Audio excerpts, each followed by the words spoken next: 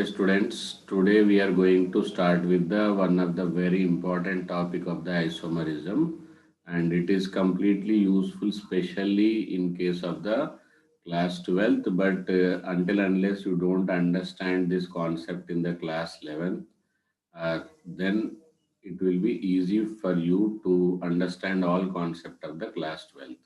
And one of the major problem is it is a three-dimensional concept. So if you go through the books, you may not be able to understand it properly. And I will try to cover all concepts of optical isomerism with the tricks and formulas. Like I am going to tell you the formulas, how to find out the number of optical isomers. Number of optical isomers formulas are very important for identifying the or solving the integer type questions. Okay, so let's start optical isomerism one shot. As isomerism is broadly classified into two parts, constitutional and stereo. Okay, this part already we have studied in one lecture, and this part already we have studied in one lecture. Both lectures are already completed. Okay, so now it is time for the completing optical isomerism. Okay, optical isomerism or enantiomerism. In this lecture, I will try to complete all aspects of optical isomerism, including formulas. And it is very difficult if you go through the books because it is a three-dimensional concept and experimental based concept. So it will be better if I try to explain through the clear diagrams. Okay, then it will be easy for you to understand. Now let's go for the first topic. What is optical isomerism definition? Okay, so optical isomerism is a type of isomerism in which compounds possessing same molecular formula but different in direction in bringing the optical rotation. Okay, so isomerism the basic word condition is same molecular formula. So that is there in everything. Okay, but something must be different. So what is the different? Optical rotation or extent of bringing the optical rotation. Okay. So before understanding what is optical rotation, there are some minimum terminology we require to have. Okay. So actually this is somewhat related. This topic is somewhat related to atomic structure. We have studied in the atomic structure electromagnetic waves. So electromagnetic waves means electrical waves will be there. Suppose these are the electrical waves. They are perpendicular, okay? And there will be another wave called as magnetical wave. Then that's why they are called as electromagnetic wave. They are called as electromagnetic wave. They will be parallel to the ground. They will be parallel to the ground, okay? So both are perpendicular to direction of propagation. So this is the direction of propagation. This is the horizontal parallel to the ground. This is vertically up, okay? So these three are this is electrical wave, this is magnetic wave, and this is direction of propagation. So this is the composition of electromagnetic wave. But what happens when they travel?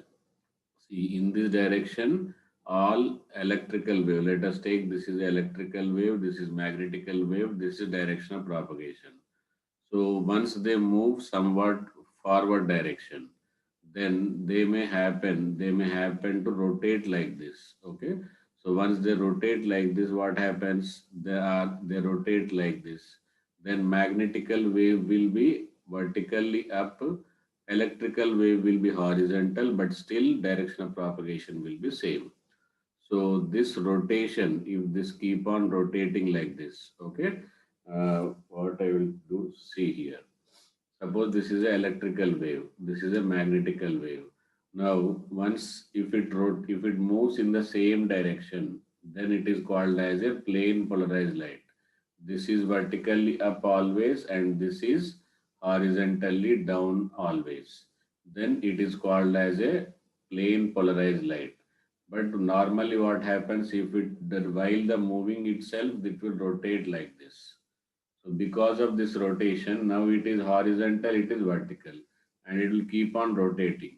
So once they start rotating, they are called as a non-polarized light. Okay. So polarization means all electrical waves should be in one direction, all magnetical waves should be one direction during the propagation. Okay. So that is what basic requirement required to understand the optical rotation. Okay. Now this is the basic definition. Optical isomers are isomers which differ, same Euler formula, but differ in bringing the optical rotation, and extent of optical rotation. Some isomer may rotate by 20 degrees, some isomer may rotate 35 degree. Okay. So what is that 35 degree, that we will come to know in the next slide. So this is what plane polarized light. So basic terms used in the optical isomerism. First, plane polarized light. Now I think it is understood. See, this is a sample of light. Here, sometimes electrical waves are vertically up. After some time, it is 45 degree, then horizontal again, then like that. They will be rotating in all direction. This is non-polarized light. Okay. So how to make them polarized light? Then we will use the two things, nickel prism or calcite. What we will use, nickel prism or calcite. Okay, nickel prism or calcite will be very handy for converting non-polarized light or normal light into plane polarized light. Okay, light with unidirectional vibration. Vibration means this is vertically up vibration, this is vertically down. Okay, so in one direction, this is called as a vertically polarized light. Okay, it is not necessary that always it should be vertically, but if one is horizontal, this is called as a horizontally polarized light. But for easy understanding, we will take only vertically plane polarized light. Okay, so let's study what the theory says. A light from ordinary source is composed of waves vibrating in many different planes perpendicular to the plane of propagation or direction of propagation. Okay. When such light passed through nickel prism, then the light coming through is found vibrating only in one plane, that is vertical plane. Okay, such light is called plane polarized light, and here nickel prism is called Polaroid. Okay, Polaroid. So this is the first important basic term. Okay. Now let's see the next term. Optical activity. What do you mean by optical activity? Okay. So let us take, this is a vertically polarized light. Vertically polarized light means oscillations will be parallel vertically up. Okay.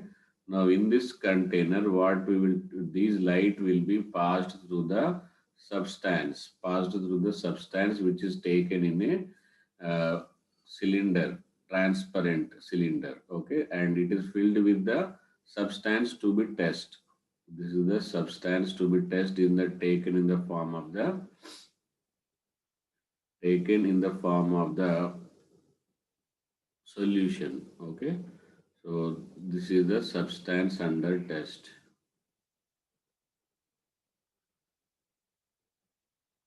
Substance under test. Now after passing through this light again it is tested in, then if the light remains in the same place, if it is vertically polarized and the same place it is available after passing through the substance also. Okay, then this substance is said to be optically inactive.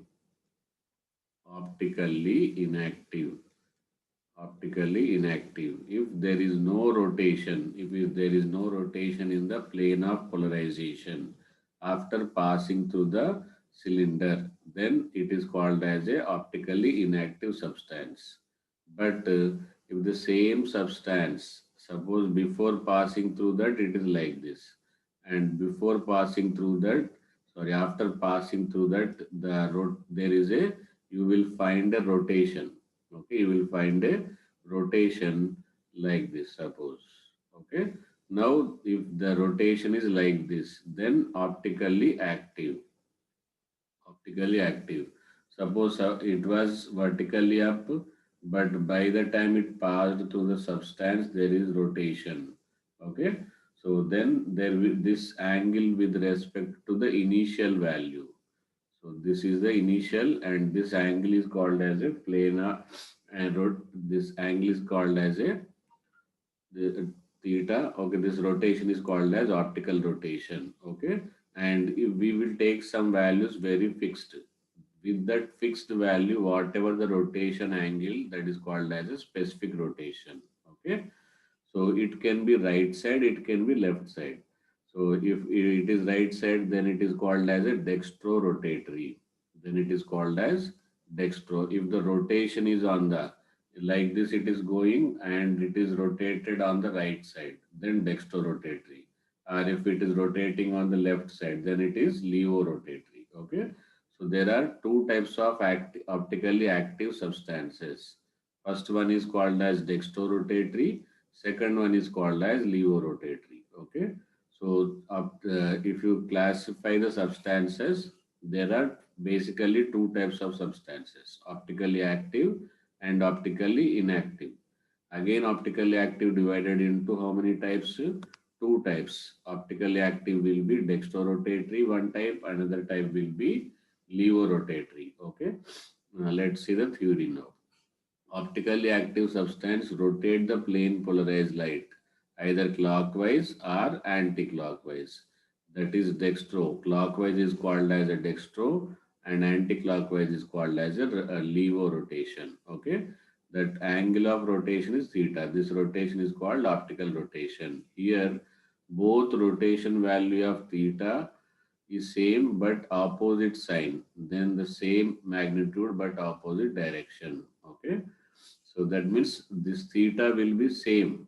If it is a dextro, it will be in the clockwise. If it is levo, it will be in the anti-clockwise. Okay. Then how much it is able to rotate. For that, a fixed comparison must be there. So optical rotation is measured by polarimeter. This total apparatus. Actually, first we will have normal source of light. Then they are passed through the nickel prism or calcite, then that plane polarized light is passed through the given substance. So the total apparatus is combinedly called as a polarimeter. Okay, and it is used to measure what? Specific rotation. So what specific rotation is alpha. So here wavelength also you have to mention, temperature also mention. Specific rotation when wavelength of this at 35 degrees Celsius or 50 degrees Celsius, then angle observed divided by length into concentration. So this is length of the column used for optical rotation. C is the concentration of the substance in the given solution. Okay. So then you will get specific rotation. Specific rotation also should have the value of alpha or and temperature. Okay, this is what the some measurements we are going to make in the lab experimentally. Okay, now next one.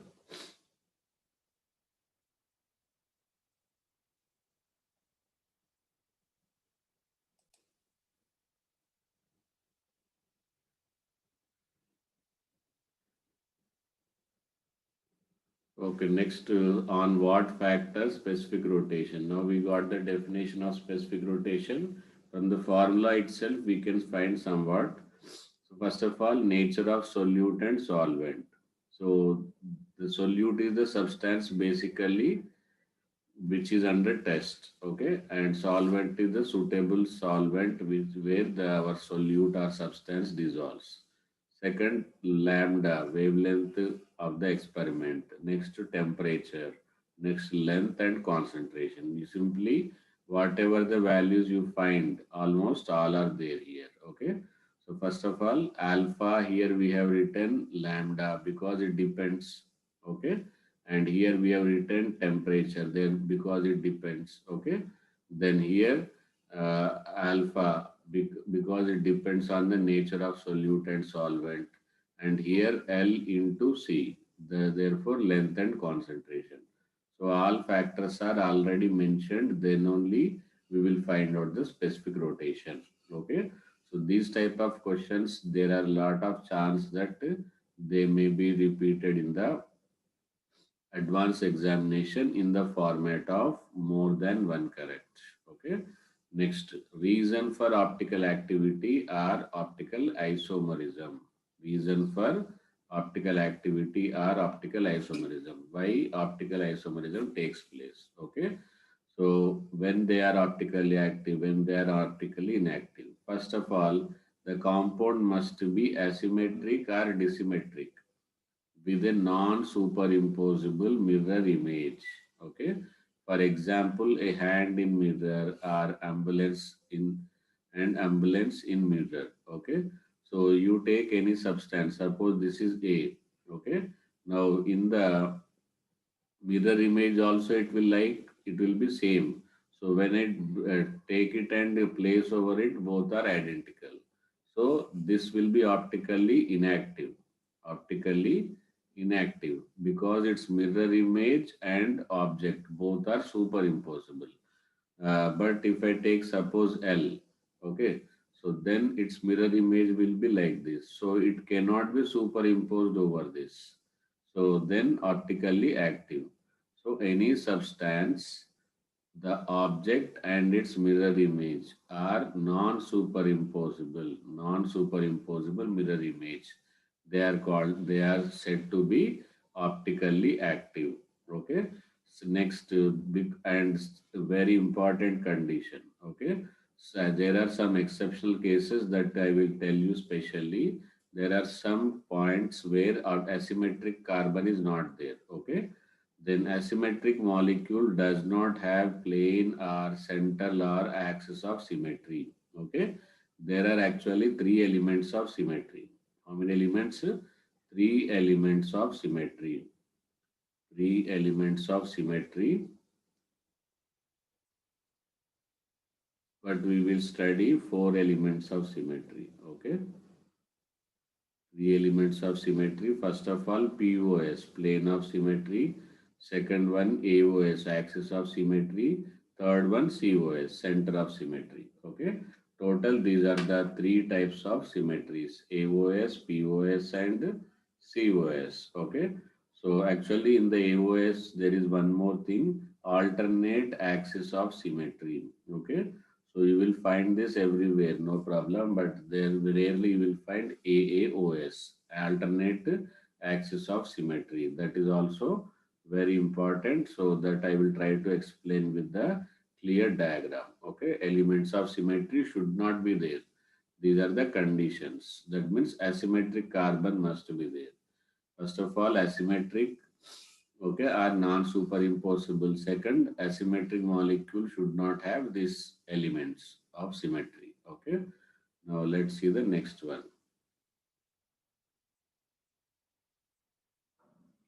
This is called as a chiral center or stereogenic center. This is called as what? Chiral center or stereogenic center. Okay. They are marked with star. Now let us take the lactic acid. Okay. Lactic acid formula is CH3, CHOH and COH. So if I imagine this as this carbon. Okay. Now here let us take one side. Here it is OH. Okay, and here one side it is H, and here one side it is CH3. Okay, and one side it is COH. So this is what uh, stereogenic center. Okay, stereogenic center means stereoisomers are generated because of this.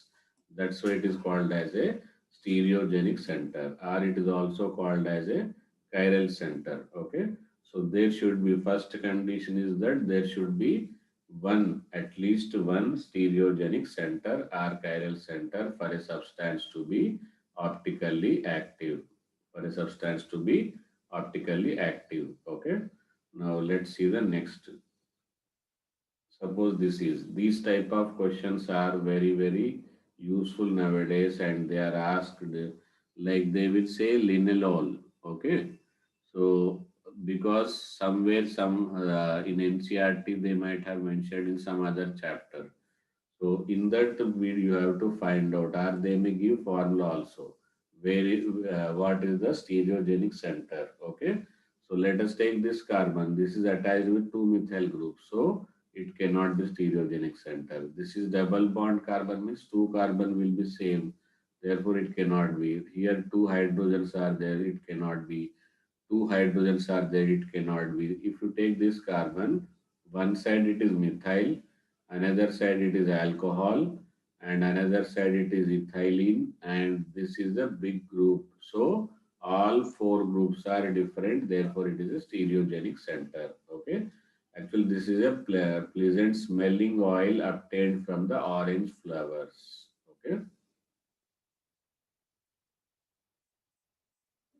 Now let's take one more easy example but important example. Okay, limonene. Limonene is constituent of the lemon oil. Okay, so here also in the cyclic compounds, I wanted to take one example. So this is the carbon. One side it is hydrogen, another side it is propylene. Okay, and here it is carbon. Carbon is same, but you should compare the next carbon. Here next carbon is what? Double bonded carbon. So here next carbon is CH2. That's why this is optically active. Okay. This is limonene and very important objective. So this is how you will find out the number of chiral centers. And as I told, it is not necessary. It is not necessary that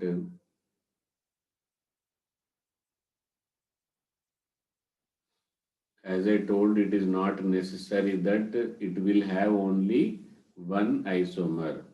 Okay, one chiral center. A compound minimum it should have one chiral center. Minimum it is one chiral center, but it can have more than one chiral center. This is one chiral center. This is another chiral center. So it can have even more than one also. Chiral center is must, and number of chiral center there is no restriction of only one chiral center. Okay. So let's see the next slide.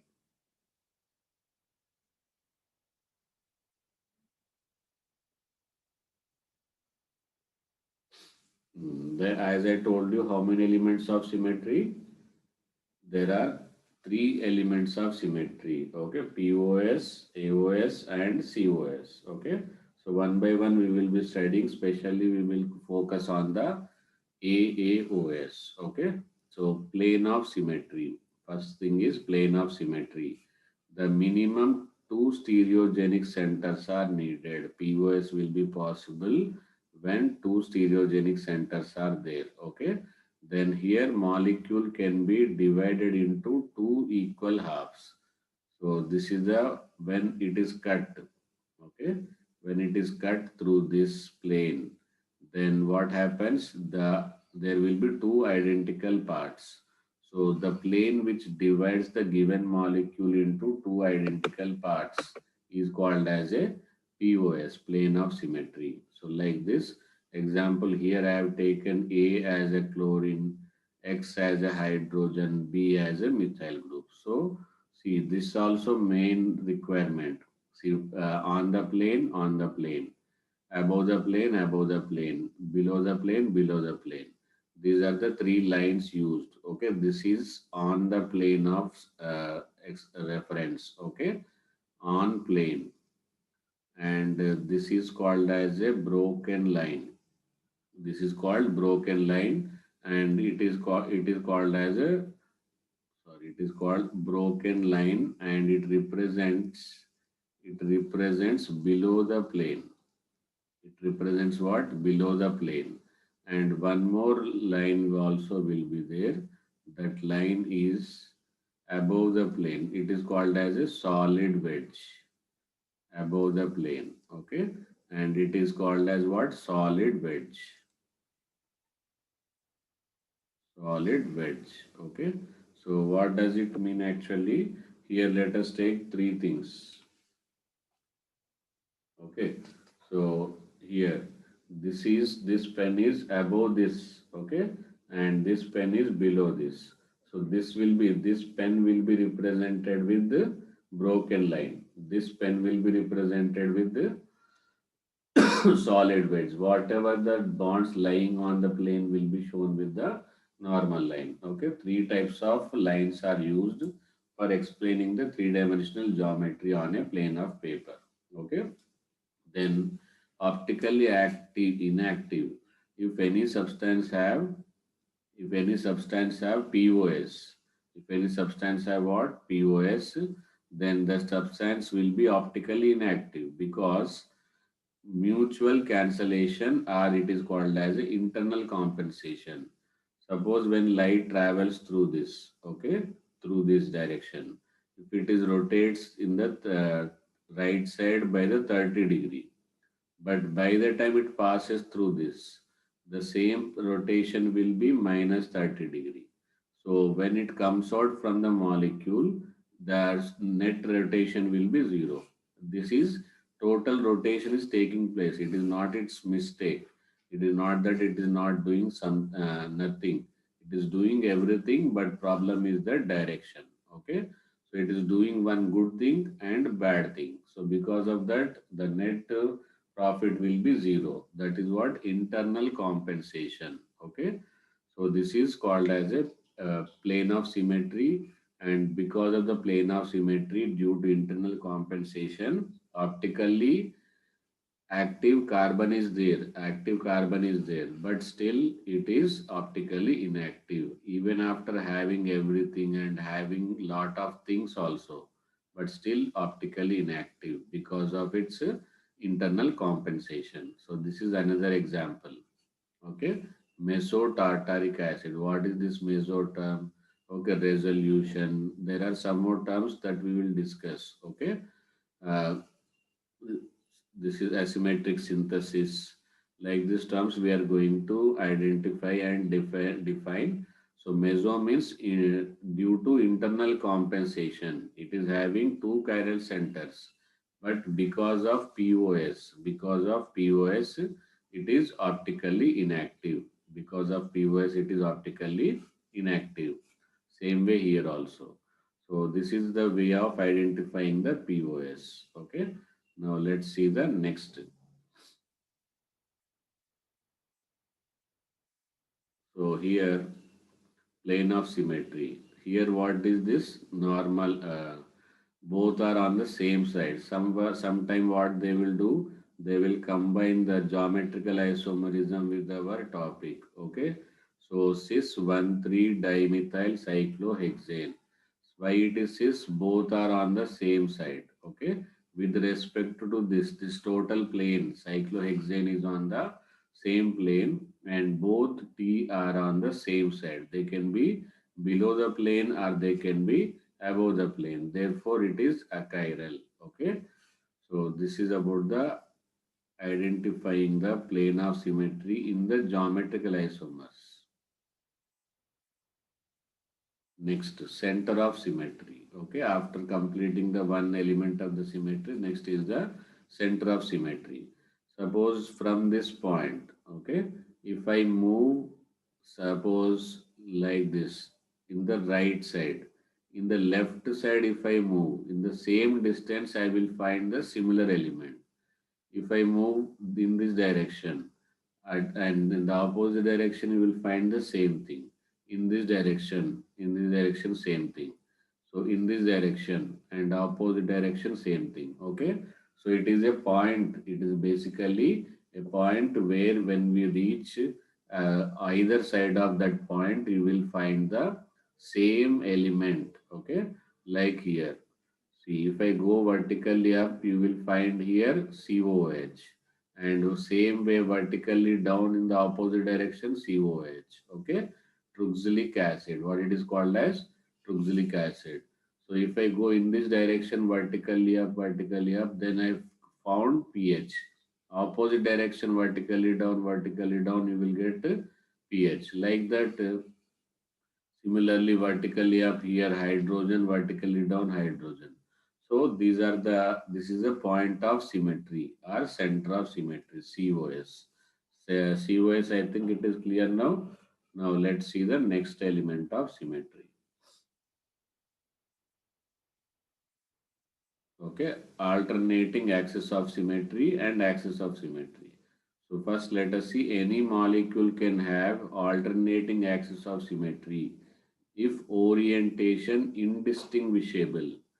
That means we cannot separate from the original is obtained when molecule is rotated with q degree and axis passing through the molecule, rotated molecule is reflected by the mirror that is perpendicular to axis of rotation. Okay, so what is this? I will try to explain with the clear diagram. Okay, in the diagram only will also identify the axis of symmetry. Okay, so this, suppose if this is called as a simple axis of symmetry. Okay, so this one, once it is rotated in this direction, so there are suppose S2 axis. Okay, S2, C2. That means what does it mean? Number of repetitions during the 360-degree will be 2. Okay, so let us take if it is mirror image. Okay, the mirror image is like this. The mirror image is like this. Okay, so in the mirror image, what it is? See, chlorine is at the bottom and this chlorine is at the top. The mirror is placed above like this. Okay, the mirror is taken like how? Above like this. So then the mirror image is like this. Or you can say 180-degree rotation about this axis. Okay, so this and this. See, after 180 rotation, you can say it is rotated like this, you will get, and you can rotate like this, you will get this one. Okay, both are, I think, clear now. This I got it by rotating like this. This I got it by rotating, flipping like this. Okay, if it is flipped like this, up and down. Understood? So these two are mirror images. Then it is called as a alternating axis of symmetry. Alternating axis of symmetry. Okay, now I think it is clear. So when you rotate it by the like this, if it is rotated by the 180-degree and 180-degree flipping, both must be same. Both must be same.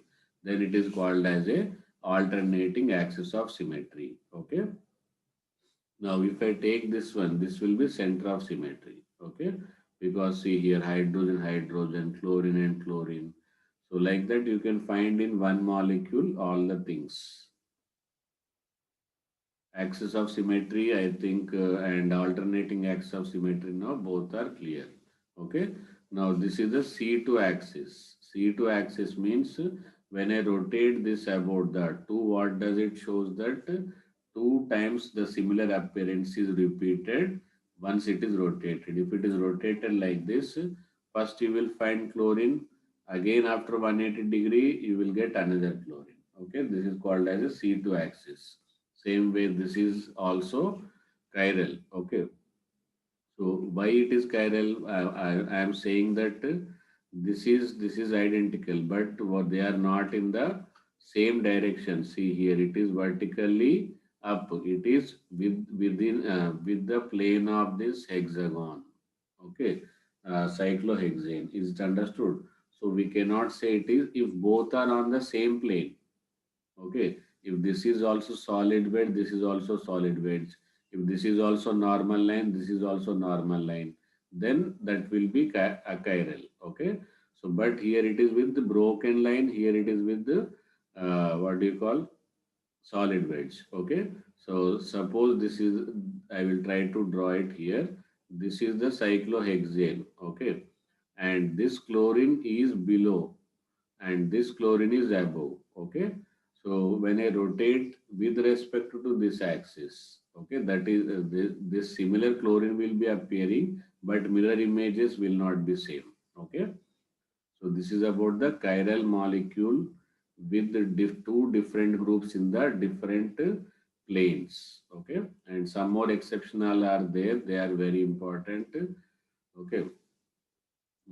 These are the some other example molecule having plane of symmetry. Okay, this type of example practice only will give you the Good attempt. So this can be divided. See here, this is also vertically up, vertically down. Okay. So the plane of symmetry, because of the plane of symmetry, it is achiral. Now here vertically up, vertically up.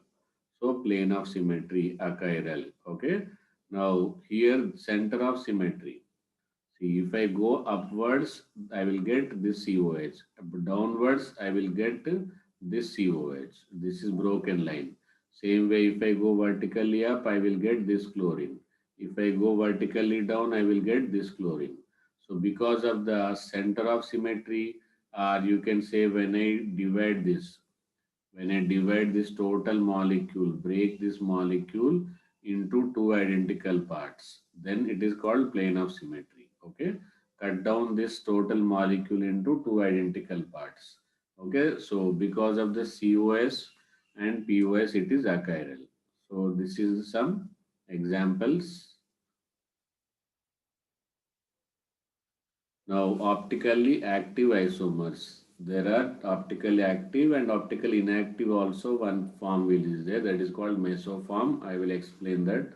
So, optically active isomers are further divided into how many parts? Two types, Dextro and Leavo. These can rotate plane polarized light, that is show the optical activity. Okay. So, for example, lactic acid. So, when I use this one, then optical plane will be rotated by in the right direction clockwise.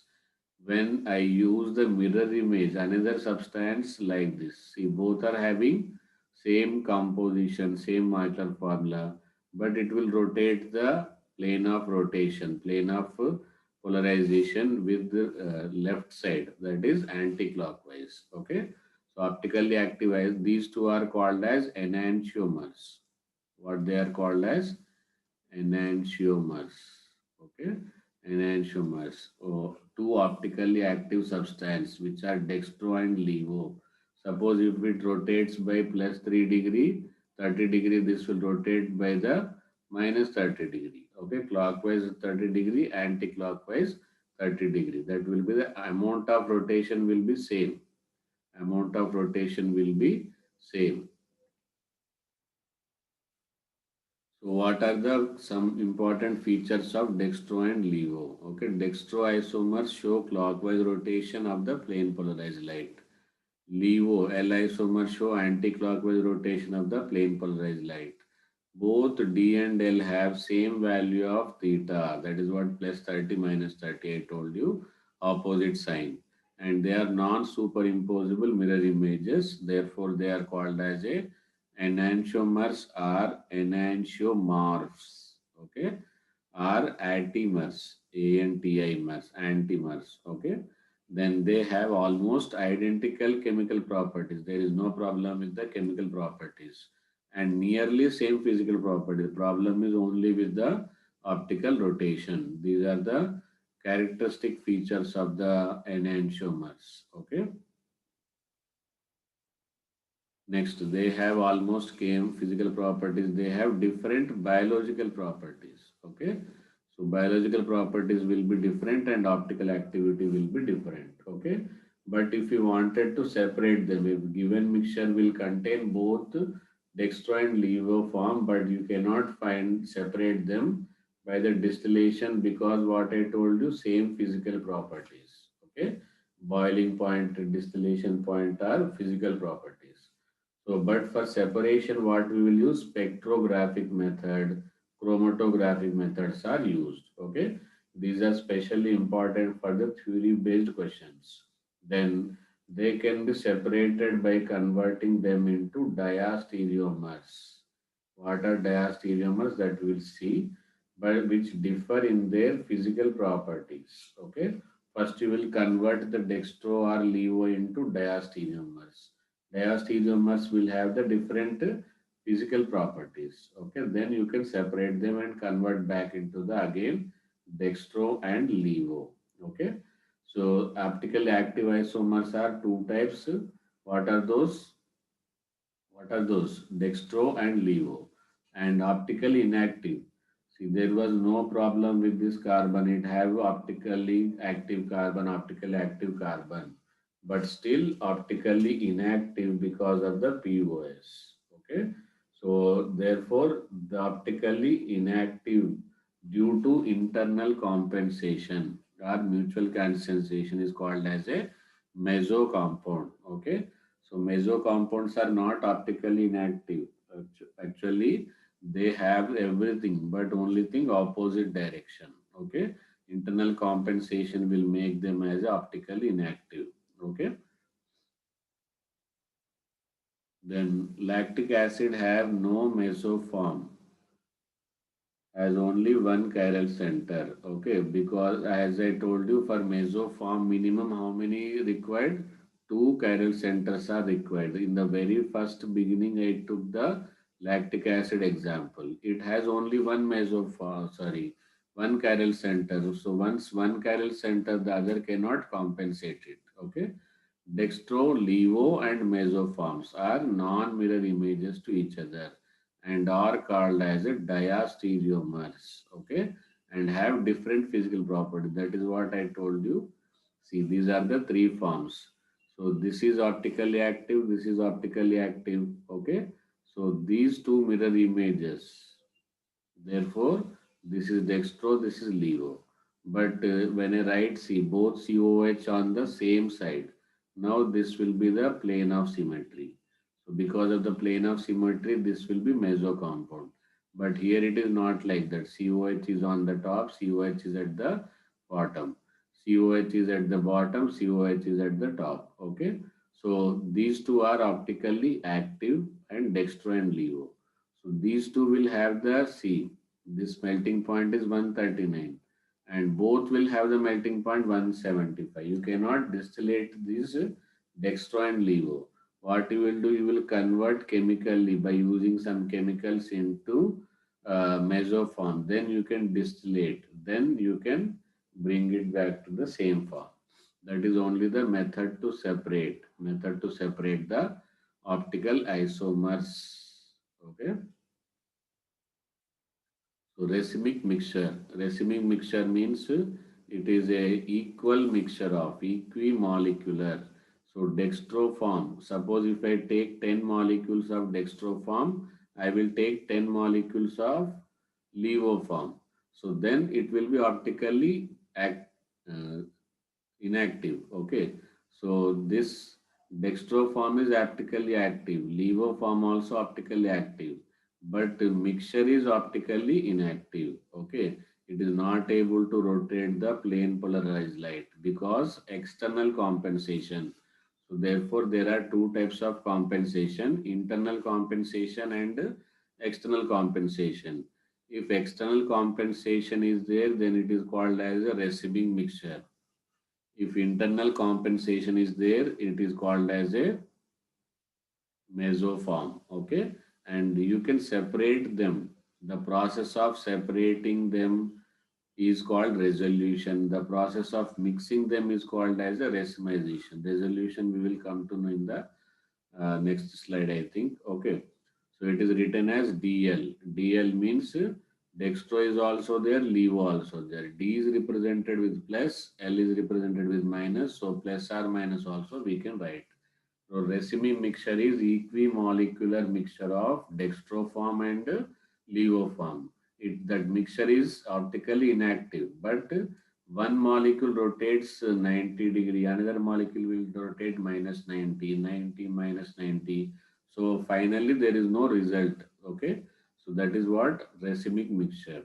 Okay. Both racemic mixture and mesoform. Racemic mixture and mesoform are optically inactive, but due to different reasons. Racemic mixture is optically inactive due to external compensation, and meso compound is due to internal compensation. Okay. Then some special cases of without having, even though they don't have the optically active center, but still they are optically active. Okay, those special cases we are going to take it. Okay, first example, biphenyl. Bi means how many? 2. Okay, so two phenyl groups are attached. Then there will be rotation. Actually, this is one phenyl, this is another phenyl.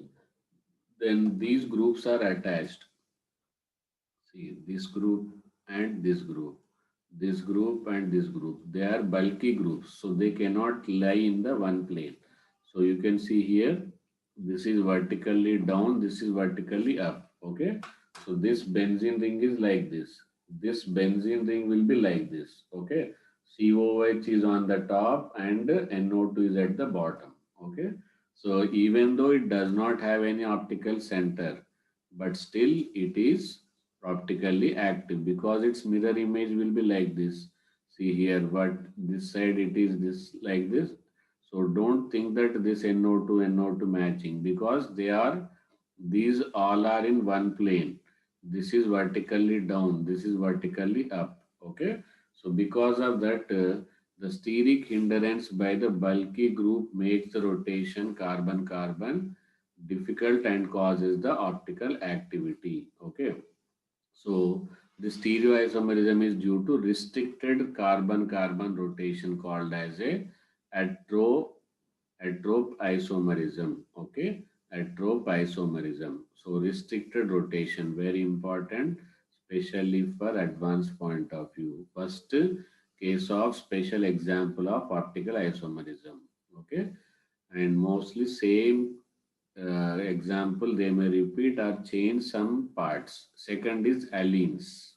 Okay, second example is allenes. Allene means same carbon having the two double bonds, and in the chemical bonding we have studied that suppose this carbon is sp hybridized.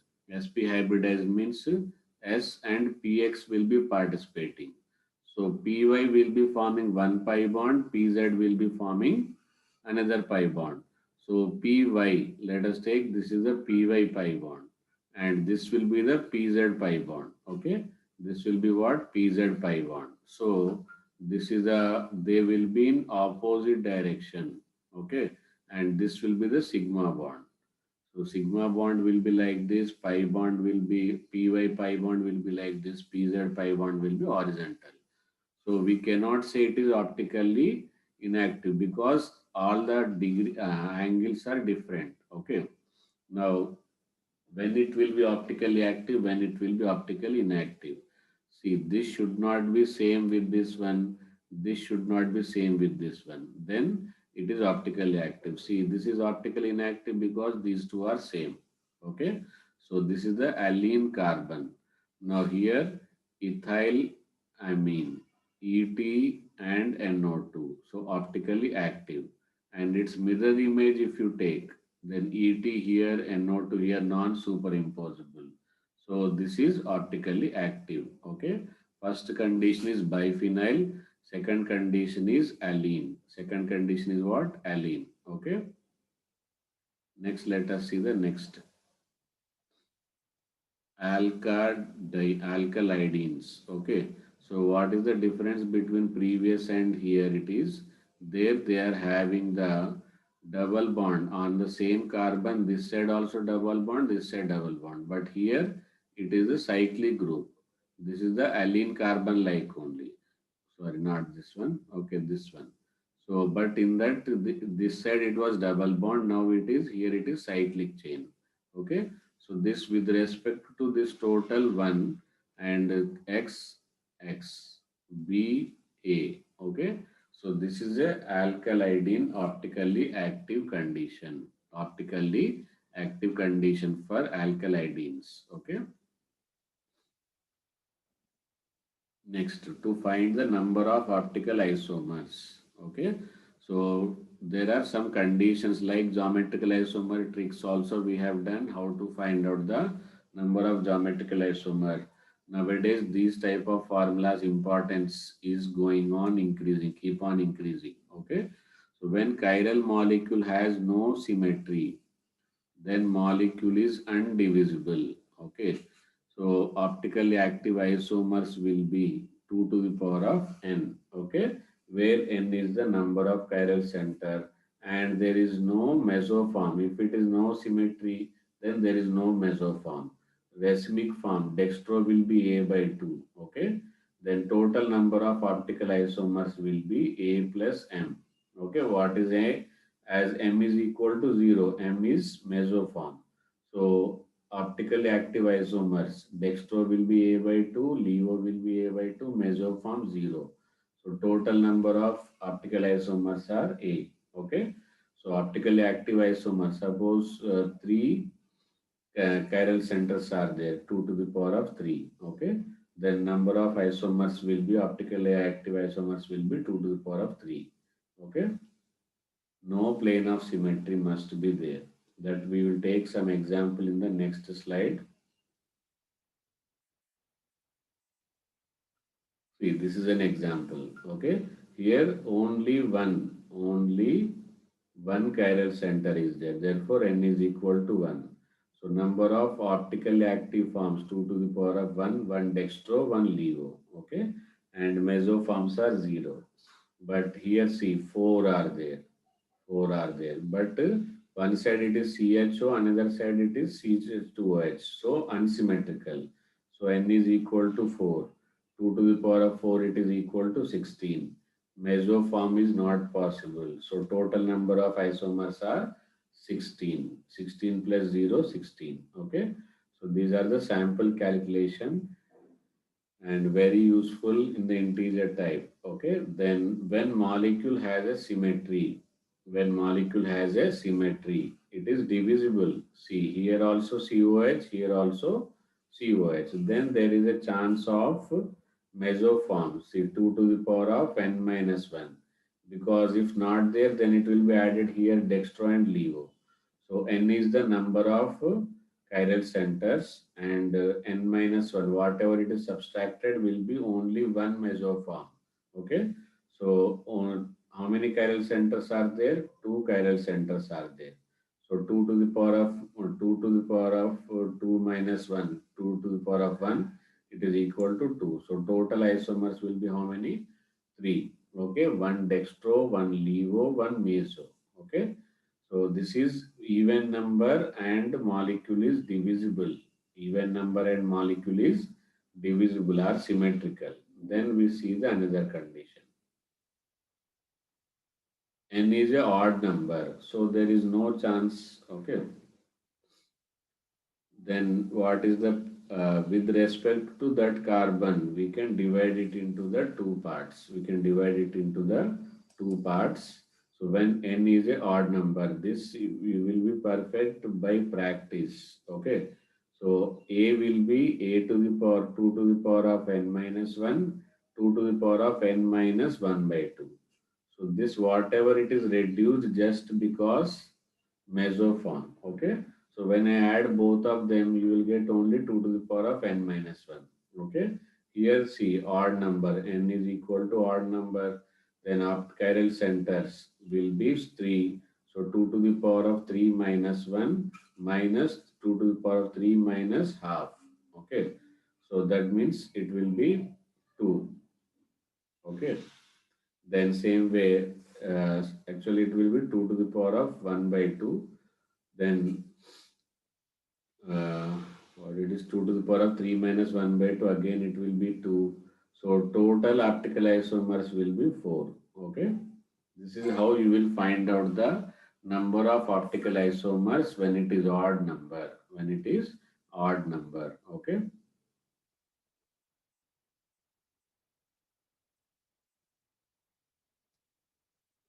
Okay, racemization. Racemization means preparing. This is a conversion of optically active form into optically inactive form by the action of light or chemical reagent. We have used the chemical reagent here, sodium iodide oblique acetone. This you will study in the haloalkanes class 12. Okay.